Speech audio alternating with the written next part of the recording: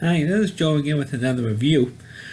For the sake of this video, I'm going to be discussing the 1979 film, The Black Hole, starring Anthony Perkins, Ernest Borgnine, and Maximilian Snell. Of course, this film came about, and Disney produced this film, and it came about because of a little movie that came out 2 years earlier called Star Wars.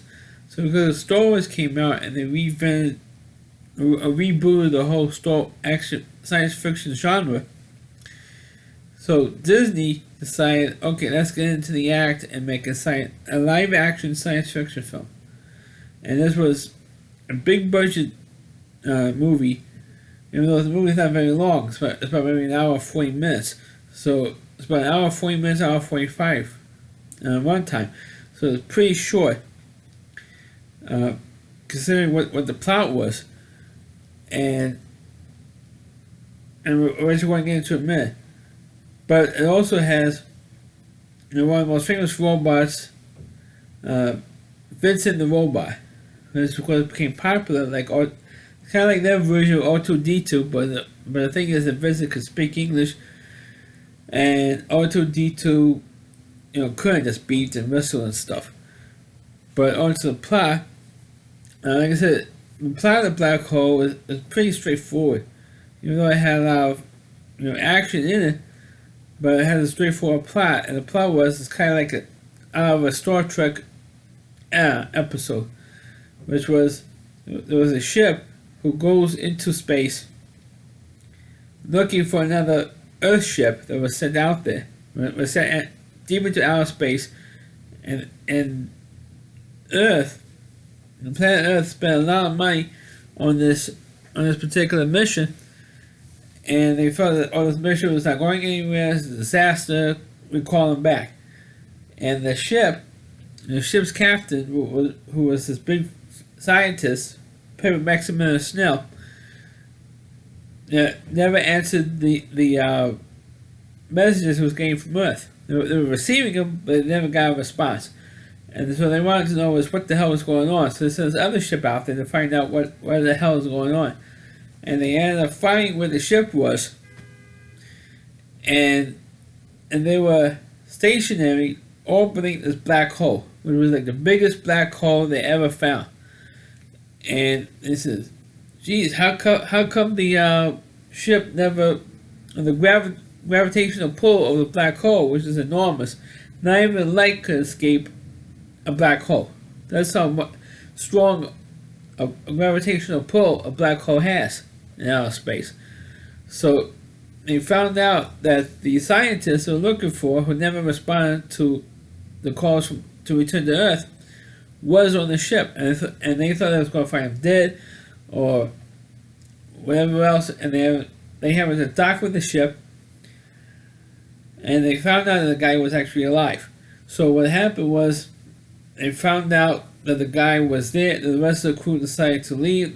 We had mutiny. They left. They went back to Earth, and which was a bunch of bullshit. Which we'll find out later in the movie was a bunch of bullshit. Because Maximilian Snell killed the whole crew, built these robots, killed his whole crew off, and they put them into robot bodies.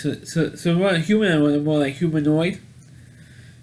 And they found out what's going on. And this guy was nuts, and he wanted to go into the black hole that they were doing surveys on, and go through the black hole and find the other universe and the other side of this black hole.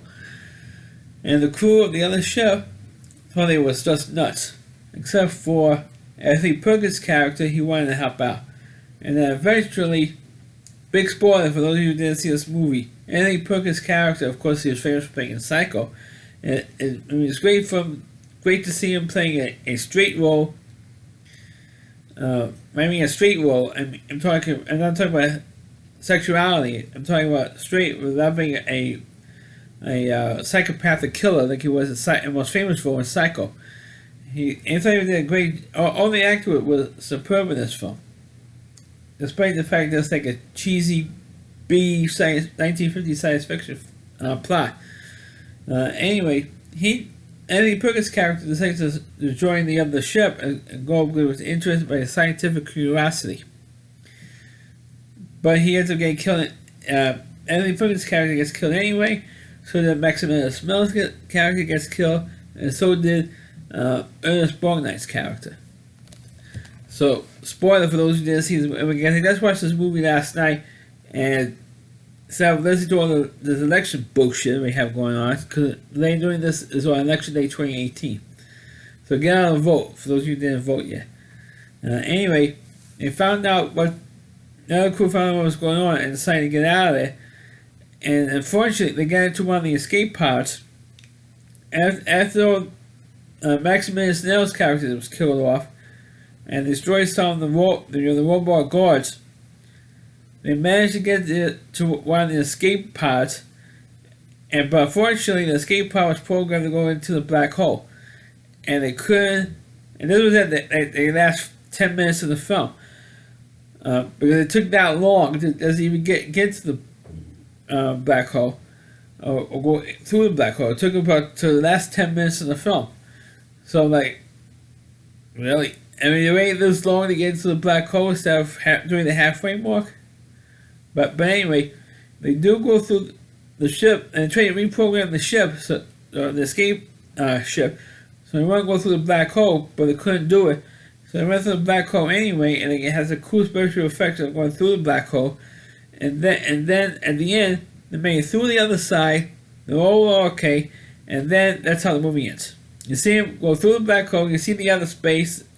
In the space dimension or the other endless, space sector or whatever, and that's all you saw. It's going through the other, going through the other side of the black hole, and you see them in another part of the galaxy. They didn't say where they are in the galaxy.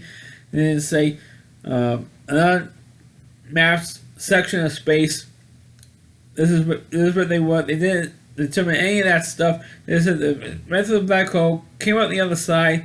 They saw they were okay. They were part of another section of space, and that's it. I mean, you didn't know what the hell was on the other side except they were in another part of the galaxy.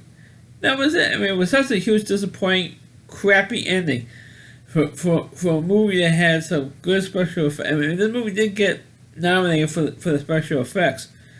I don't think it won. I think maybe the special effects for the first Star Trek movie might have won for the special effects, because the very first Star Trek movie, Star Trek: The Motion Picture, came out the same year as the Black Hole. I mean, you had these two big science fiction films, Star Trek Motion Picture, and the Black Hole, and I think Star Trek might have won for the special effects, but at the 1980 Oscars. But for this movie, it was such a huge disappointment, especially in the ending. I remember when I saw this movie as a kid, I was about 8 years old, and I was blown away by the special effects and the robot, but I couldn't remember what the other plot was. And now, almost 40 years after the movie came out, I finally saw the movie for a second time, and it was, what a huge disappointing ending. I mean, the ending was crap. I mean, it was a pretty crappy ending. And I can't believe that a company like Disney would end a movie with such a crappy ending. I think that maybe because the movie was so short and they cut it off so abruptly, or the ending so abruptly, because of the fact they spent so much money. They spent millions of dollars on this film. And it was one of the biggest budgeted movies of, at that time in 1979. And that was when movie budgets was going up and up and up, especially for special effects movies like this one, Star Trek. Like I said earlier, Star Wars. The first Star Wars movie came out like 2 years earlier. So, and then of course they also had the first Superman movie came out the year before, in 1978. You also had the soon you got Superman 2 coming out. Then Empire Strikes Back. So you had all these big science fiction movies, and the budgets were going up and up and up on these movies. And this was at the height of it. And when the Black Hole came out, and it was just a huge, again maybe because they were cut it short because the budget was going so high in this movie, I guess. but it was such a huge disappointing ending. But the movie is, it was entertaining for what it was. It was a good entertaining movie, especially for a science fiction film. For your science fiction buffs, I suggest see this movie when you have a chance on cable or get the DVD of it. And, I mean, it is pretty good to watch. So that's my review of The Black Hole. Please click on the video, please rate it, please subscribe to my channel, and please forward this video onto your Facebook pages. You can check out all my reviews and on my YouTube channel at rowdyc.com, so WDY, and that's c.com, that's the homepage of the Rowdy Reviewer.